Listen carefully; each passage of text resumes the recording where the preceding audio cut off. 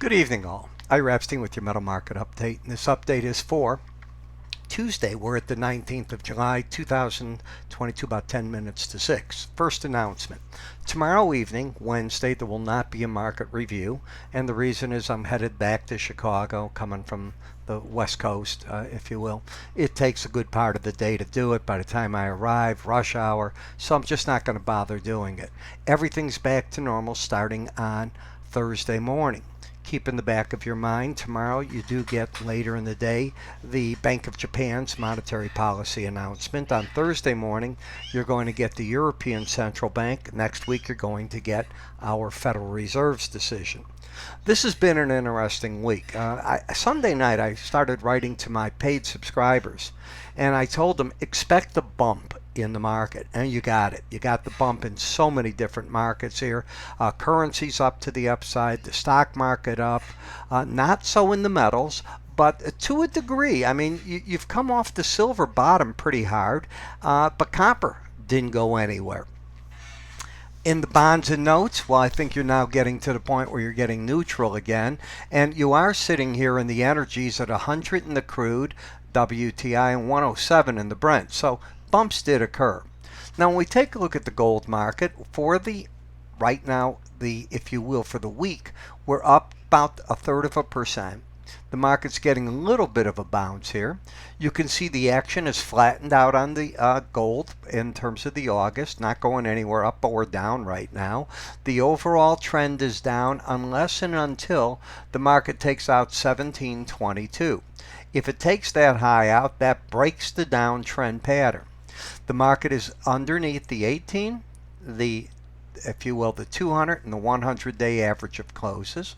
When you look at the Bollinger Band, you were running it for a while, and then you stepped to the sidelines, but you have kept the embedded reading. So until the red line closes back over 21, and it's at a, 10.89 as I'm putting this out, you maintain the bearish position. Yes, I realize you could take this high out, and that would be a warning sign that maybe you're not going to stay under that 21. But barring that, no, I think the pros are staying put. And they're saying, hey, when the Fed and these other things happen, gold may not be the place to be because interest rates are going to go up. And gold's a non-bearing instrument, doesn't pay any interest whatsoever. And it hasn't acted all that well in inflation. It's that simple. The gold-silver ratio still staying over the 18-day average of closes, which means silver overall is weaker than gold. And when you look at silver, tonight you lost the embedded reading. Actually, let me tell you, you lost it on the close of business. Right here. Here? No. Right here. Let me take you to this. On the close of business today, Tuesday, you had a reading over 21. That's all that I was looking for. I told my traders that you get that, you want to step aside from the market, let it decide what it wants to do. Often, and the word is often, you will see momentum turn before price. And the fact that you didn't get back this embedded reading right away, the odds favor. It's not a guarantee, but the odds are strong. You're going to get up to the 18-day average before you get back underneath 1801. The bigger picture is nothing's bullish. You might get a bounce, but nothing has turned bullish on the market. Now in the copper market, you lost that embedded reading also, but you lost it if you step here with me, and let's do that right through here.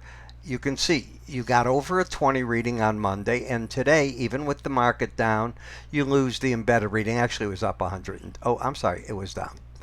I'm working with a cursor, and I normally don't. It was down 550 points, and you still kept the embedded reading lost. No, those are the type of things I look at, and it's time to clear the decks is what I tell my traders.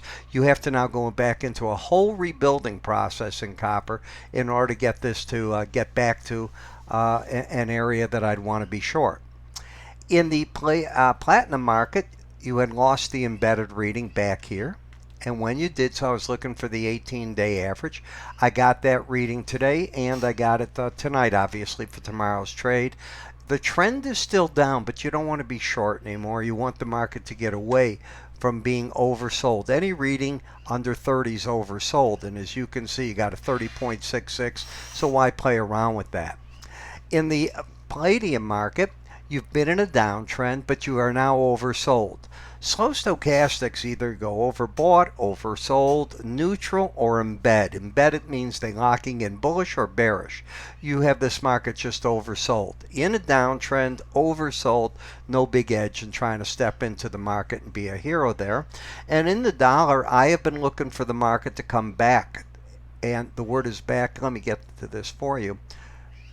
When you, right here, watch, when you lost the embedded reading yesterday, right here, 72 reading, that's under 79, out you go.